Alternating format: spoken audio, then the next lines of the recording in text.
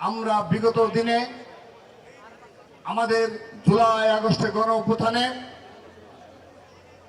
যে হাজারের অধিক ছাত্র জনতা শহীদ হয়েছে, বিশেষ করে শহীদ আবু সাইদ, শহীদ ওয়াসিম, শহীদ মুগ্ধ, শহীদ রাব্বি সহ বাংলাদেশ জাতীয়তাবাদী ছাত্র দলের যে 142 জন নেতা কর্মী ও সমর্থক শহীদ হয়েছে, সেই সকল শহীদদের স্মরণে বাংলাদেশের জাতীয় ছাত্র দল কেন্দ্রীয় শহীদ মিনারে তাদের স্মরণে মোমবাতি প্রজ্বলনের মাধ্যমে আলোয় আলোয় স্মৃতি সমুজ্জ্বলের কর্মসূচি পালন করে থাকে।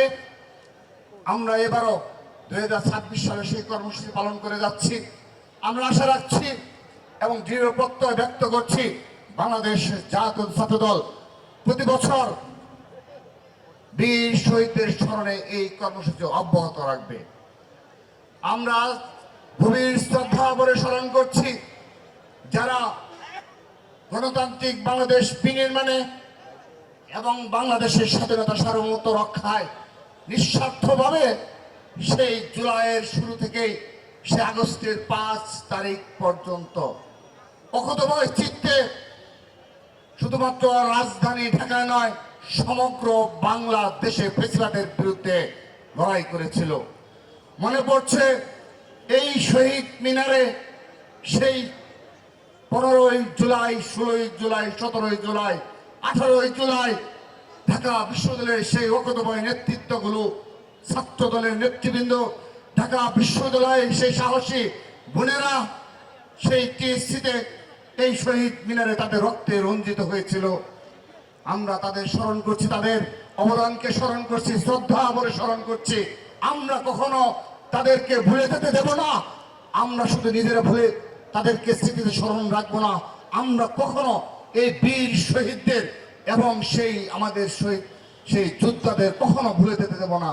আমরা সেই কর্মসূচি যে পর্যায়ে থাকি না কেন আমরা অব্যাহত রাখবো। সেই সাথে একটি প্রতিজ্ঞা করছি, বাংলাদেশের জাতীয় ছাত্র দলের অসংখ্য নেতাকর্মী গুম খুনের শিকার হয়েছিল এবং সর্বশেষ জুলাই আগস্ট গণ অভ্যুত্থানে 142 জন নেতা কর্মী ও সমর্থক শহীদ হয়েছে। অসংখ্য নেতাকর্মী পঙ্গুত্ব বরণ করেছে। এখনো চিকিৎসাধীন অনেক ছাত্র দলের নেতাকর্মী রয়েছে।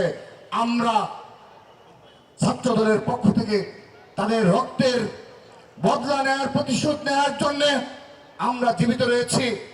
তারা শান্তিতে ঘুমাবে, কিন্তু বাংলাদেশের রক্ষায়, বাংলাদেশের স্বাধীনতা সার্বভৌমত্ব রক্ষায় ছাত্র দল সবসময় অতন্ত্র প্রহরী ন্যায় ভূমিকা পালন করবে, সেই প্রত্যাশা রেখে এবং আর আজকের এই কর্মসূচি সফল করার জন্য সবাইকে আহ্বান জানিয়ে বিদায় নিচ্ছি।